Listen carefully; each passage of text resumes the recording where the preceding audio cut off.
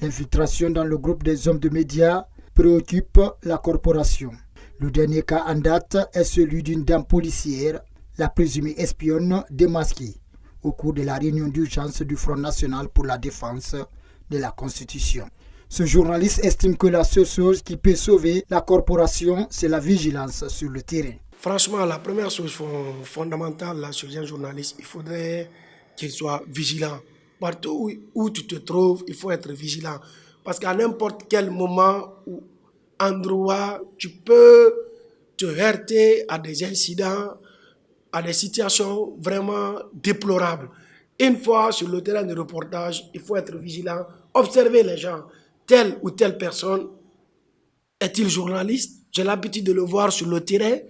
Interroger les gens individuellement, les faire causer pour savoir réellement quelle est sa situation. Quelle est sa situation? Quelle est la fonction que la personne occupe? Quel est l'objet de sa présence sur le terrain?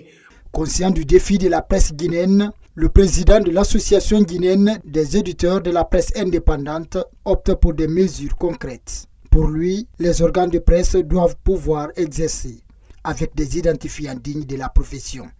C'est une situation qui nous attriste parce que utiliser l'identité de journaliste pour des fins d'espionnage, à mon sens, c'est vraiment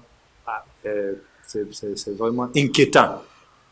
Et nous estimons que les autorités en charge de la régulation de la communication prendront les mesures qui s'imposent face à cette situation. Parce que ce n'est pas la première fois, nous le savons. Ce n'est pas la première fois, ce n'est même pas la deuxième fois que cela arrive. Nous, ce que nous disons simplement, que la police fasse son travail et que la police laisse les journalistes faire leur travail. C'est extrêmement important. On ne peut pas porter le gilet de journaliste quand on est policier. Il est important aussi pour les groupes de reporters qui généralement participent et animent les conférences de presse, de faire en sorte que seuls les journalistes se retrouvent. L'intimidation, la menace ou encore l'espionnage sont des mots auxquels les journalistes guinéens sont confrontés dans l'exercice de leur métier.